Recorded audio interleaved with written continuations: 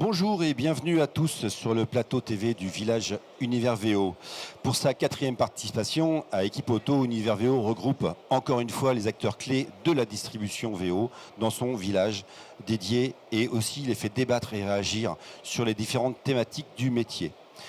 50 partenaires sont représentés sur notre village et nous avons la chance sur ce plateau d'avoir 4 de nos partenaires pour échanger sur les optimisations en logistique automobile.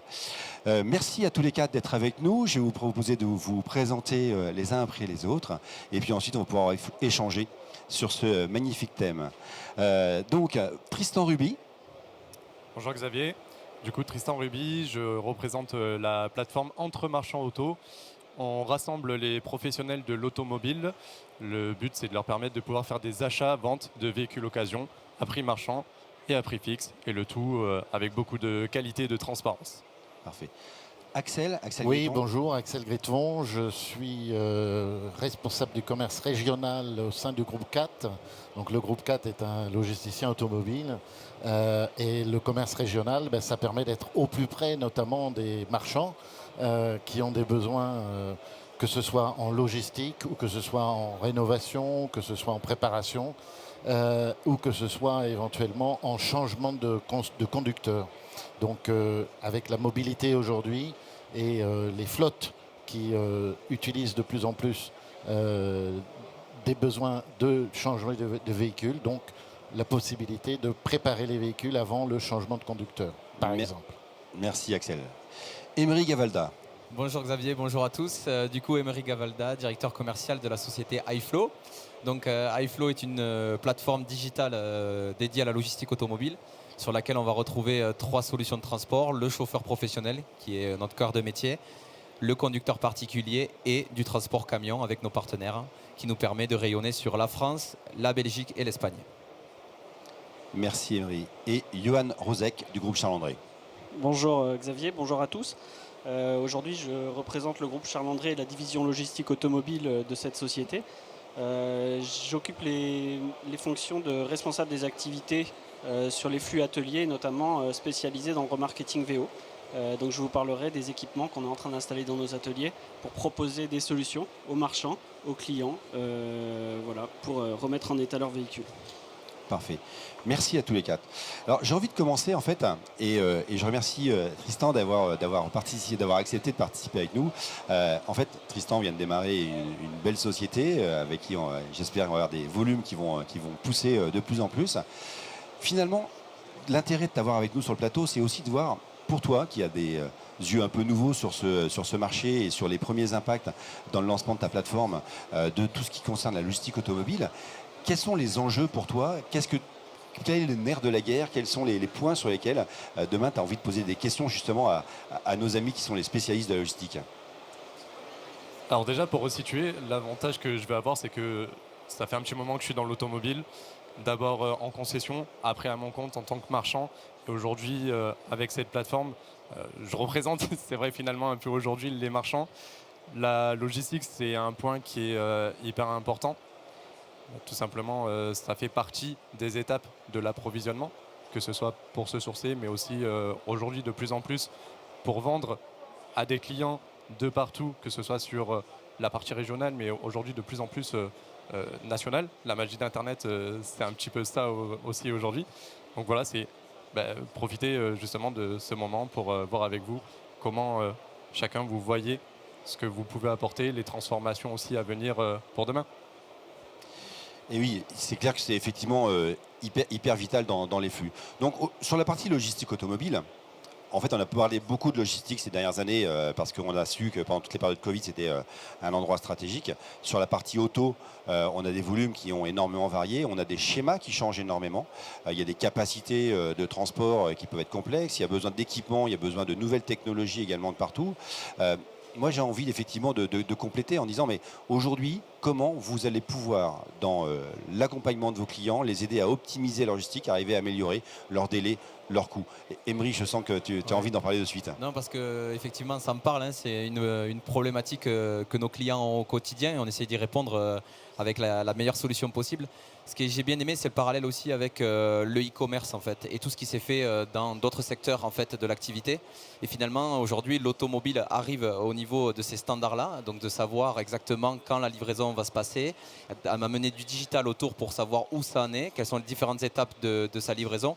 Et c'est au travers de ça qu'il faut, je pense, investir beaucoup. C'est-à-dire que entre marchands ou de marchands à particuliers, finalement, les enjeux ils sont les mêmes. C'est de, avoir des coûts, bien sûr, les mieux possibles sur les routes que l'on souhaite.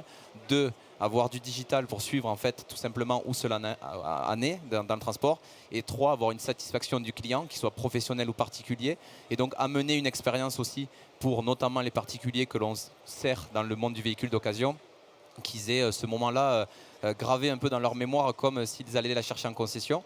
Et finalement, voilà, toute la logistique d'aujourd'hui et de demain, c'est à la fois, on va dire, du passé avec des capacités de transport qui sont suffisantes, avoir des coûts les plus bas possibles, mais aussi le monde de demain, avoir du digital et de l'expérience client. C'est très important. Et avec des délais plutôt courts, de préférence. Oui, je dirais aussi que la logistique devient un partenaire absolument évident aujourd'hui de la vente de véhicules. Pourquoi ? Parce que le sourcing a changé terriblement ces dernières années, à travers d'une part la raréfaction du véhicule neuf, donc l'impact montant du véhicule d'occasion. Et ce véhicule d'occasion est lui-même devenu une denrée rare parce qu'il n'était pas remplacé par des nouveaux véhicules. Et par conséquent, vous avez dû changer votre sourcing, acheter des véhicules plus loin, plus anciens, donc qui nécessitaient plus de rénovation d'un côté, plus de transport, plus de logistique. Donc la logistique devient évidemment un partenaire le plus important aujourd'hui à la vente de véhicules d'occasion. C'est clair que ça l'a toujours été, Axel, tu as raison. Et aujourd'hui, quand tu parlais justement de transport, en disant on génère plus de transport, l'objectif, je crois, de la logistique aujourd'hui, c'est finalement d'arriver même à en générer moins, puisqu'on sait bien que les capacités sont complexes, et donc il faut arriver à optimiser encore plus les flux. Donc si c'est uniquement pour rajouter des camions, ça ne suffira pas. Moi, il y a quelque chose que j'aime beaucoup dans ce que j'ai vu et dans l'approche du groupe Charles-André récemment, c'est que vous avez décidé de mettre en place des ateliers de reconditionnement et de pousser très très fort, je crois, sur l'ensemble des process que vous avez au sein de vos ateliers. Et l'idée, et tu me diras si je me trompe, c'est vraiment d'arriver à dire, aujourd'hui vous avez des transports amont, des transports aval, des capacités de distribution, on va même reparler de convoyage, mais cette capacité finalement sur le flux, de pouvoir faire l'ensemble des opérations au sein de nos ateliers pour faire gagner du temps. Parce qu'on parlait de délais courts, mais il faut surtout avoir des schémas optimisés. C'est un peu votre approche là depuis 2-3 ans, je crois, encore plus poussée. Voilà, c'est vrai. Le groupe Charles-André investit beaucoup dans l'organisation de ces ateliers, la modernisation des équipements qu'on met à disposition de nos collaborateurs pour permettre toujours un service plus optimisé, réduire les délais et surtout permettre aux clients de voir en digital l'évolution de ces véhicules dans nos ateliers. Comment est-ce que la voiture a été traitée en termes d'expertise? Où se trouve le devis? Quelles sont les photos associées? De quelle manière le véhicule va être planifié et ordonnancé dans nos ateliers? Et à quel moment il va sortir de cet atelier avec des services complémentaires, soit de la photographie, soit de la vidéo, et éventuellement des services de transport connexes, voire du convoyage. Donc vous avez associé énormément aussi de gestion des flux informatiques. Parce qu'en fait, toutes ces prestations, vous saviez les faire, mais aujourd'hui, vous y apportez énormément de traçabilité, d'informations entrantes et sortantes vis-à-vis de vos clients pour qu'ils sachent tout le temps où sont leurs véhicules, à quelle étape ils en sont. À quelle étape ils en sont et surtout également en interne. Les difficultés aujourd'hui des ateliers de reconditionnement, c'est la planification. Et bien planifier un outil, bien planifier un véhicule nécessite d'avoir un outil qui soit adapté aux productions à réaliser. Nous, on a développé un outil interne qui nous permet de positionner au mieux les véhicules dans nos ateliers, et ce en fonction des opérations à réaliser, qu'il s'agisse d'un circuit court avec du Smart Repair, où le véhicule va passer sur des équipements dédiés, ou encore un circuit long, carrosserie traditionnelle, avec de la carrosserie, de la peinture et du reconditionnement de manière générale. Donc on oriente nos véhicules en fonction des besoins à traiter. Très bien. Oui, Emery. Non. Non, c'était intéressant parce qu'effectivement, toute cette précision que vous amenez dans les ateliers, il faut aussi finalement la respecter, ces délais que vous promettez, nous, de notre côté, en logistique. C'est-à-dire que si tout se passe bien en atelier, il faut qu'en logistique, ça se passe bien. Donc, on est complètement complémentaires, que ce soit en flux amont, pardon, avec notamment des véhicules qu'on peut vous amener directement sur les centres de reconditionnement. Nous, actuellement, chez iFlow, on a une énorme demande sur la partie de rachat cash aux particuliers, donc du C2B. Et on emmène directement sur des parcs en fait, et ces véhicules-là vont se faire reconditionner typiquement dans ce type d'atelier. Et après, de plus en plus, ces véhicules-là sont directement pris en photo à la fin du reconditionnement, sont mis en ligne et sont parfois même vendus avant d'arriver à leur point de vente. Donc on peut même intervenir derrière pour amener de la rapidité du parc ou de la sortie de l'atelier chez le client. Donc en fait, vraiment la logistique est complémentaire à ce type d'activité qui est aujourd'hui finalement un vecteur d'une rapidité, je dirais, dans le cycle de vie du véhicule.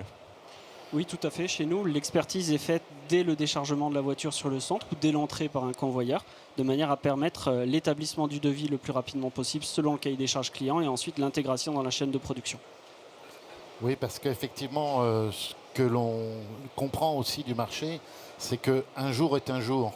Et que ce soit un jour passé en atelier, ou que ce soit un jour passé en smart repair, ou que ce soit un jour passé sur un camion, ou par un chauffeur, peu importe, c'est un jour. Et un jour, c'est X euros. On dit en général 300 à peu près. 30 euros par jour. Donc, un jour, c'est 30 euros, qu'il soit en transport ou qu'il soit dans les ateliers. Tristan disait tout à l'heure qu'il vous a un petit peu challengé en disant avec un bon délai. C'est très important. Et effectivement, cette confrontation, on l'a toujours en disant ouais, je veux un bon délai. Moi, j'ai le sentiment qu'aujourd'hui, plus important que la rapidité du délai, c'est le respect du délai. Et je pense que dans vos systèmes d'information, peut-être que je m'adresse encore plus à Emery, où vous avez un produit qui est tech avant tout et qui a été construit comme cela. Mais je crois qu'en fait, la fiabilité du délai annoncé et la qualité, la transparence, la façon dont vous poussez l'information, c'est vraiment une marque de fabrique chez vous. Oui, tout à fait. En fait, je refais le parallèle avec notamment le monde du colis. Je pense qu'il est important de travailler sur un lead time de plus en plus court. Ça, c'est vrai. Et vraiment, ça va dans le sens de l'histoire. Et nous, on y travaille chaque jour à faire en sorte que nos opérations de 72 heures passent à 48 et peut-être demain à 24 heures. On travaille dans ce sens-là. Mais en fait, au départ, ce qu'il faut, c'est une fiabilité et on va dire une transparence et une honnêteté sur le délai. Et aujourd'hui, si on communique en amont des délais qui sont assurés et garantis à 100%, même si on le trouve un peu long au départ, il permet quand même de respecter notre engagement. Et je pense que c'est ça en fait aujourd'hui le plus important, c'est respecter les engagements de délai, même s'ils sont peut-être parfois un peu longs pour certains acteurs. En tout cas, nous chez iFlow, grâce aux chauffeurs, on fait tout à moins de 48 heures. Sur une partie camion, on s'adosse à des partenaires qui eux aussi ont leur délai, leur complexité. Mais le but, c'est effectivement, comme le dit Xavier, via la tech, via le digital, de remonter un maximum d'informations pour donner de la visibilité. Aujourd'hui, quand on achète finalement un produit sur Internet, on est tellement habitué à voir en temps réel où il en est, quand est-ce qu'il va arriver à domicile. Et finalement, le milieu de l'automobile n'y échappe pas. On a envie de savoir où est son véhicule, qu'on soit un professionnel ou un particulier. On parlait de délai pour faire en sorte que le véhicule parte le plus rapidement possible et arrive le plus rapidement possible chez l'acheteur, qu'il soit professionnel ou particulier. Je pense qu'il y a aussi le délai qui est important à regarder en amont, c'est-à-dire au moment où on va commencer à calculer sur la période de l'achat. Le délai, il est aussi important à ce moment-là de savoir, déjà à ce moment-là, d'avoir une réponse le plus rapidement possible pour se projeter rapidement sur justement cet achat, de savoir à quel moment on va récupérer le véhicule.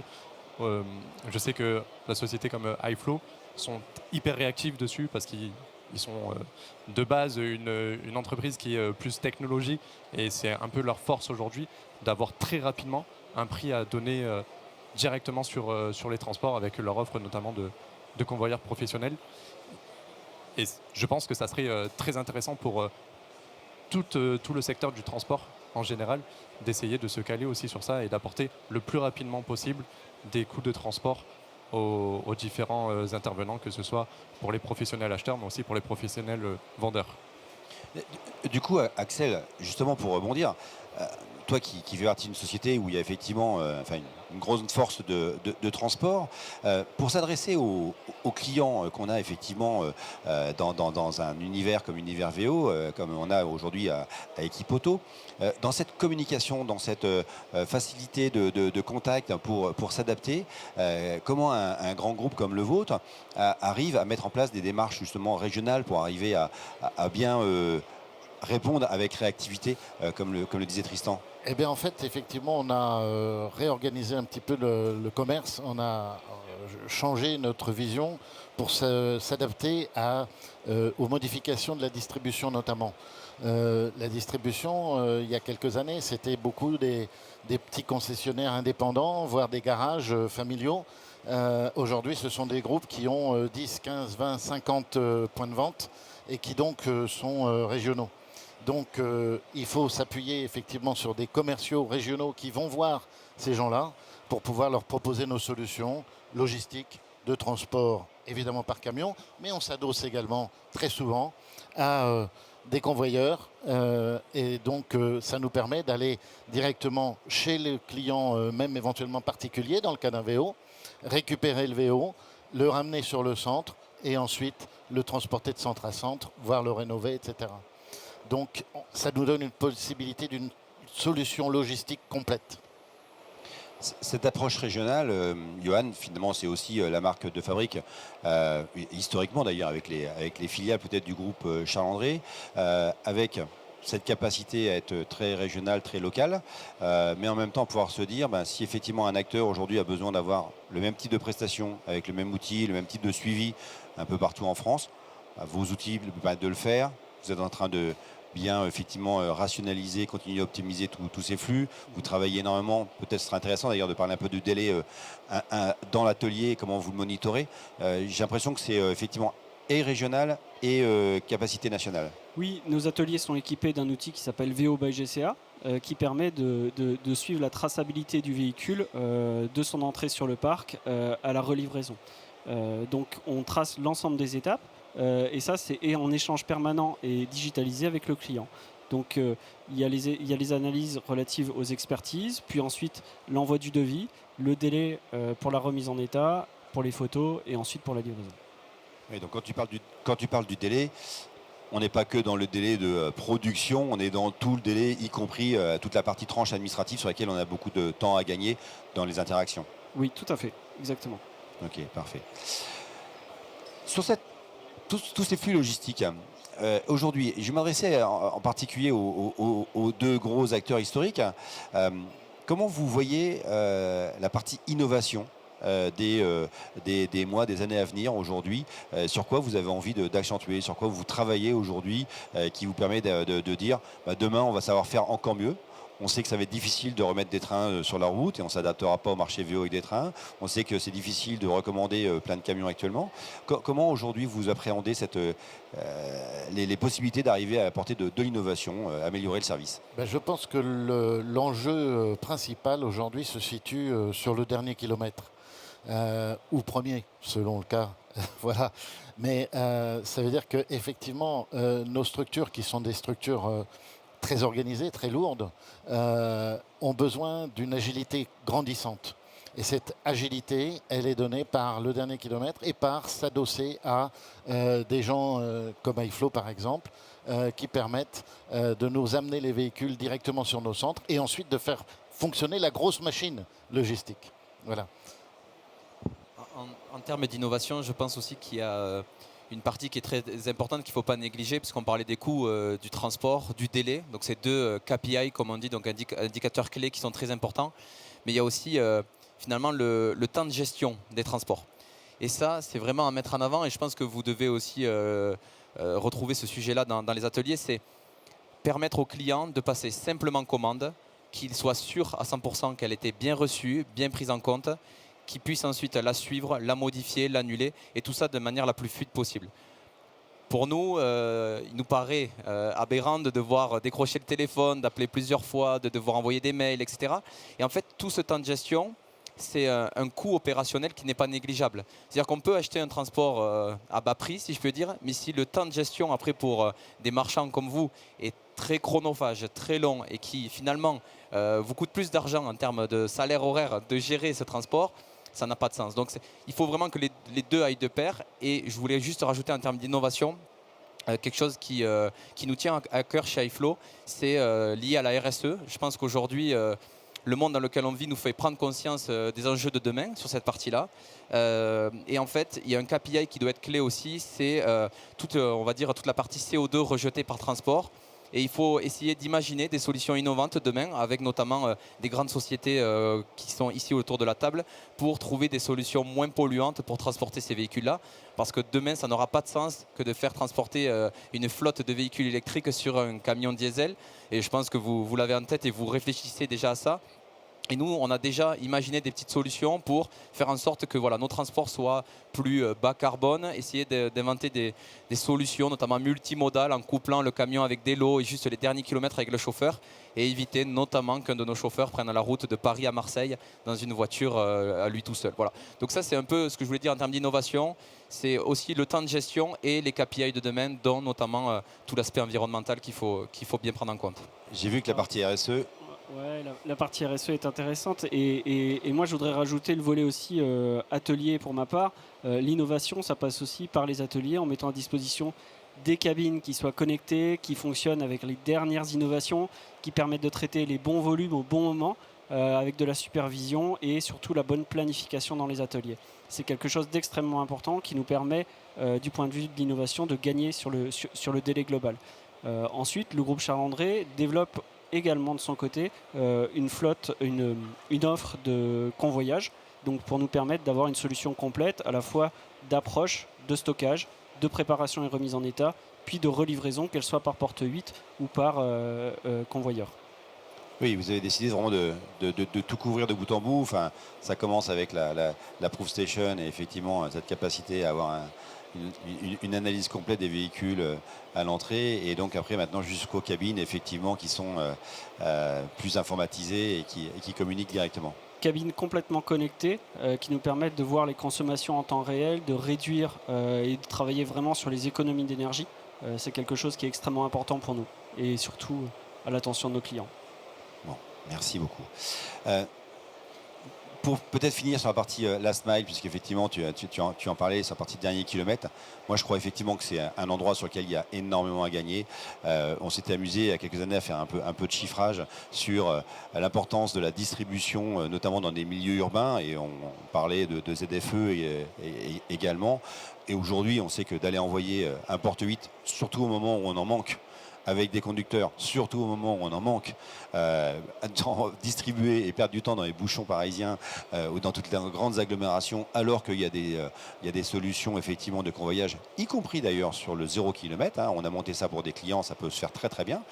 C'est vraiment un vrai gros apport de valeur, c'est hyper respectueux côté RSE, ça peut gagner en termes de réactivité, ça peut être connecté. Donc c'est vraiment... je trouve que ce que vous avez mis en place il y a déjà maintenant 5-6 ans, aujourd'hui ça parle encore plus face aux problématiques de capacité camion sur la distribution finale. Non, tout à fait. Tu l'as bien décrit. Effectivement, c'est aussi notre enjeu, c'est d'accompagner des grandes sociétés comme la CAT sur le dernier kilomètre. Et effectivement, les ZFE sont aujourd'hui un enjeu majeur. Et grâce en fait à notre solution, on peut finalement traverser cette problématique et amener donc le véhicule directement chez le client. Mais cette partie-là, ça se fait conjointement aussi avec tout ce qui se passe sur finalement la production de véhicules. C'est-à-dire que le fait que les véhicules soient de plus en plus verts, électriques ou hybrides, permet aussi à une société comme iFlow de réduire son empreinte carbone en livrant donc des véhicules. Donc c'est à la fois notre effort et l'effort du marché et de l'industrie qui font que demain, la logistique automobile, je pense, sera plus verte. Et c'est dans ce sens-là qu'on veut vraiment insister aujourd'hui. Super, écoutez, merci beaucoup. En tout cas, ce qui est certain, c'est qu'on voit vraiment que, quelle que soit la taille des groupes, les origines, la taille des sociétés, vous cherchez vraiment à apporter encore plus de valeur, et ça, c'est vraiment un plus. Est-ce qu'ils nous ont convaincus un petit peu, Tristan, finalement ? Moi, si demain vous arrivez à travailler ensemble pour avoir une offre qui met en même temps les convoyeurs avec les chauffeurs, le tout avec un prix qui est donné très rapidement sur des délais qui ne sont pas trop longs et avec des coûts assez attractif, parce qu'il faut quand même remettre dans la notion que un professionnel, je parle dans mon cas, en tout cas un professionnel va choisir son véhicule, il va calculer dans son coût de marge le transport, mais il ne va pas prendre le transport parce qu'il a choisi le véhicule. ça fait partie de son calcul. Donc c'est pour ça que je parlais tout à l'heure de réactivité, de délai et de coût. Voilà, si demain vous arrivez à apporter tout ça, le tout en apportant aussi à côté de la RSE, en prenant soin de notre belle planète, je signe. On sera plutôt bien. C'est très intéressant de l'avoir approché de cette façon. Merci vraiment à tous les quatre. Merci Tristan pour ton support en co-animation et pour avoir représenté les clients qu'on a effectivement sur ce salon. Je trouve qu'il y a vraiment un point particulier dans tout ce que vous avez mis en avant sur le côté techno, mais sur le côté le gain n'est pas uniquement sur le délai pur et dur, il est également dans la qualité d'information qu'on fournit, dans la réactivité, le fait d'arrêter de perdre du temps administrativement à passer des coups de fil. On a énormément de gains à apporter aux clients en termes de logistique. Merci beaucoup à tous les quatre. Et comme effectivement dans l'esprit du club, c'est de pouvoir échanger encore plus avant, je vous invite tous maintenant à pouvoir retrouver nos partenaires directement sur le stand pour continuer à échanger plus profondément et à pouvoir envisager des collaborations ensemble. Merci à tous et à bientôt. Merci, Au revoir. merci à tous. Merci à tous.